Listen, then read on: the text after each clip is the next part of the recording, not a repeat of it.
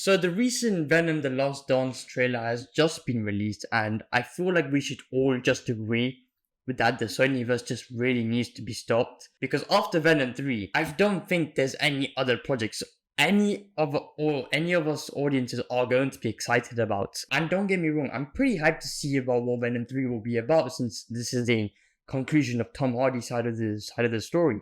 Perhaps we're gonna see another Venom, perhaps we're gonna see Venom in the MCU, or perhaps we're just not gonna see Venom at all, and hence why this is the inclusion of The Last Dance. But yes, it's safe to say that after the Venom The Last Dance, I just don't want to see any other Sony-verse side of projects, and especially the villain side of the movies. I mean, of course, I'm going to see Spider-Verse, Spider-Man game, they play the Spider-Man games, of course, but I don't really consider that as the Sony-verse.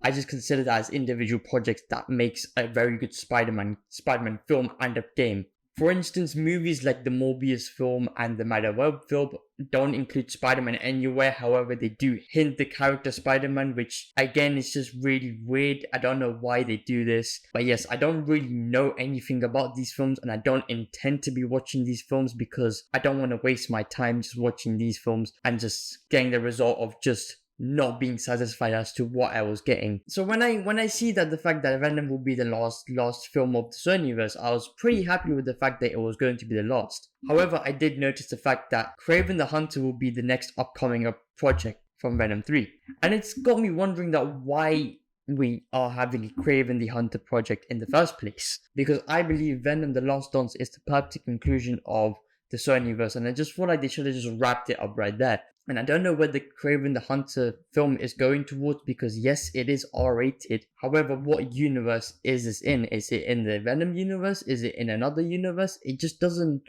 really feel right, and it doesn't really correlate to the fact that how confusing this universe can be. And at this point, I'm just thinking, why make these villain-based characters with movies when it's not really going to go anywhere? But then I see a reliable source from Daniel RPK where he states that the characters that were first introduced in the Sony-verse are now blocked from the Marvel Studios. So in hindsight, it means that characters that were introduced in the Sony-verse are not going to be introduced into the Marvel Studios side of the project. For instance, when we have Spider-Man 4, we're not going to be introduced with Scorpion, Rhino, Kraven, Venom, or neither of the characters that were prior to the Sony-verse 2. And Spider-Man 4 is now greenlit, and it's got me wondering where it's going to go forward.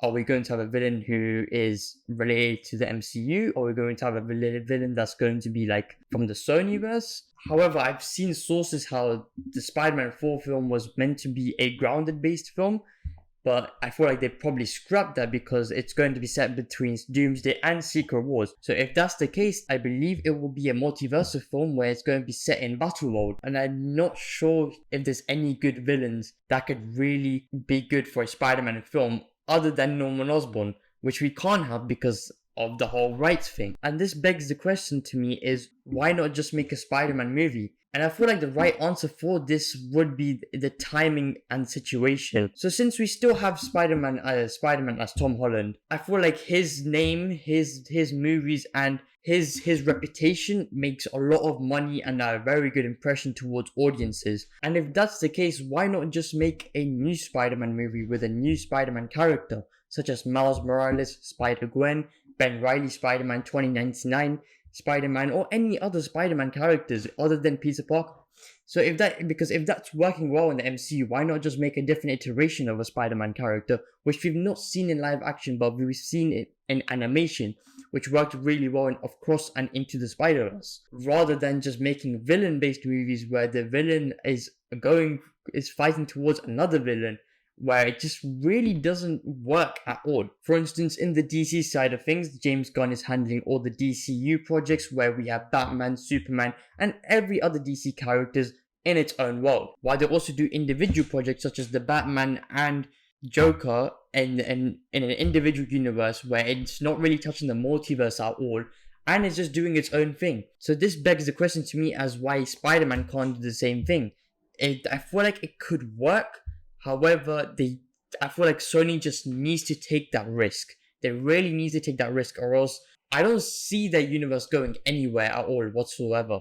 I believe this universe either needs to be scrapped, rebooted, or just give the rights back to Disney, because I just don't know why they're going forward with this. I mean, I'm really happy with the fact that we're getting across this. We got the Spider-Verse films, which I'm really privileged to see, of course. However, after that, I just don't feel like there's any other films that's really going to like make me want to watch a Spider-Man project from the Sony side. And I just hope they can come up with something. They could use my idea in case, I don't know. But yeah, anyways, I just don't know where it's. I just hope it's going somewhere.